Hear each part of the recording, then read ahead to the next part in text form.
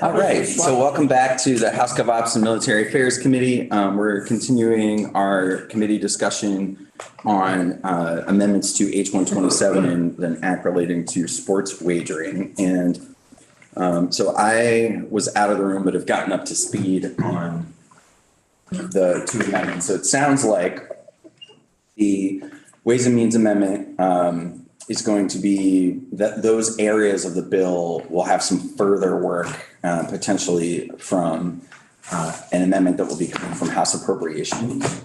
So I think at this point, since there's still some things in play on those subject areas, we'll push pause and see what our colleagues across the hall present to us in the next day or two.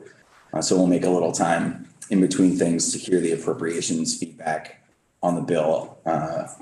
But I did think that we could potentially take a position on the Byron amendment in regard to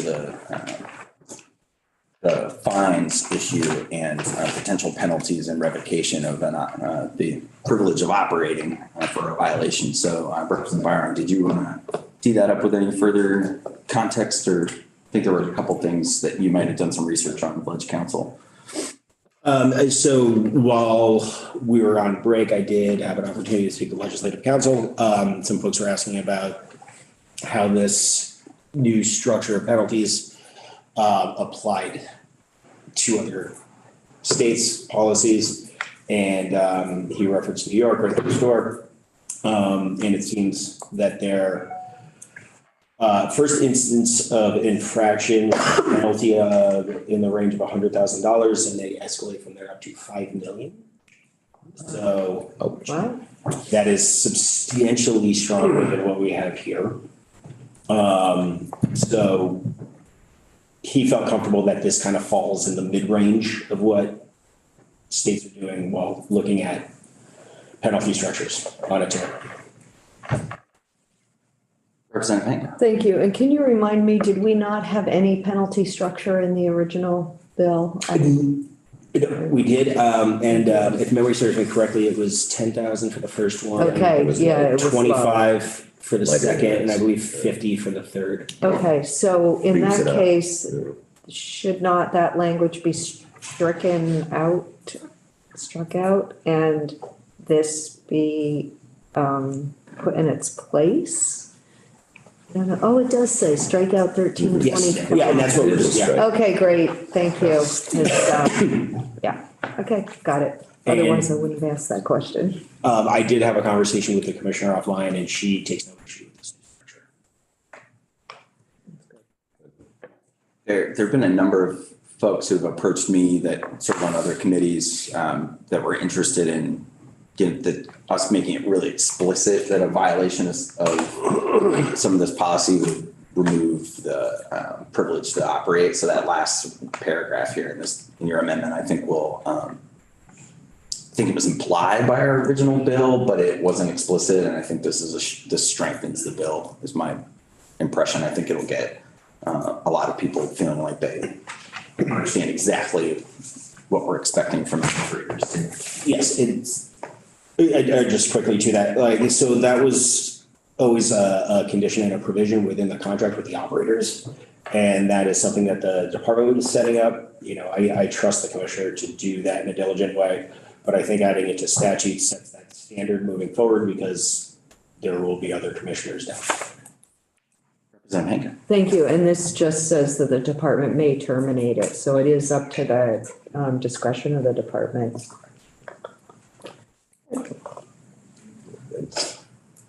Does anybody have any qualms with us taking a straw poll on this now? All right, so all those in favor of supporting the Byron amendment? Got 1, 2, 3, 4, 5, 6, 7, 8, 9, 10. All right, so we're 10-02 on the Byron amendment. So you can say in your floor report that there was a straw poll of our committee 10-02 on that one. Great. Well, so committee, we will be doing our normal thing tomorrow, starting at 9 o'clock. I have already circulated some language around the Medicare Advantage question to sort of wrap up our outstanding things from our budget memo. So this language would be for us to give feedback on for potential inclusion across the hall in the big bill.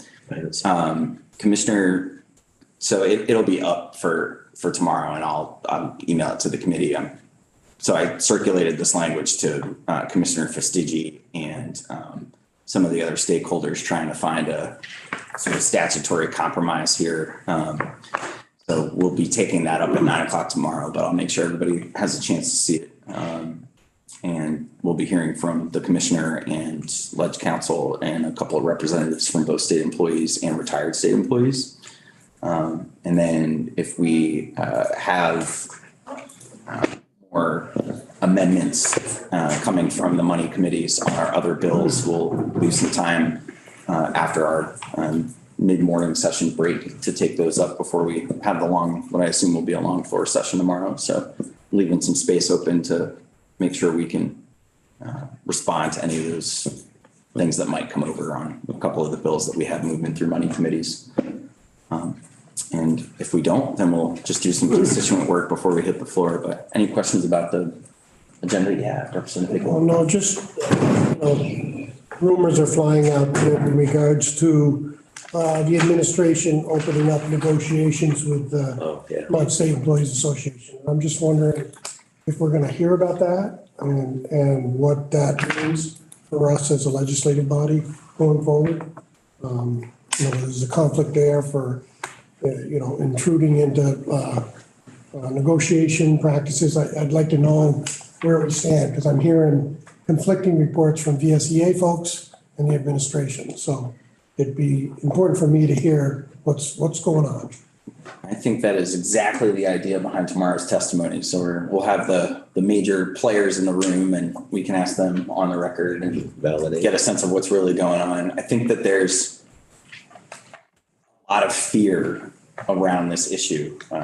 And I want to make sure that we're kind of bringing the facts to light and also explicitly saying that if we're going to move forward with any change in these plans, there needs to be support from those representing active state employees and those representing retirees. And that's what the draft language that where is this draft language? So I already circulated it to stakeholders, but I'll email it to the committee prior to tomorrow. That's what I was just saying, is that it'll be up on the webpage if it's not already. I already authorized it for post, but that's what we're going to be taking up at 9 o'clock tomorrow, is just looking at that and hearing about that issue and getting an update. But the idea is that we're making it explicit that in order to make a change of this kind, moving toward a separate plan for retirees, that there would have to be support from state employees and retired state employees. That's the idea behind the language.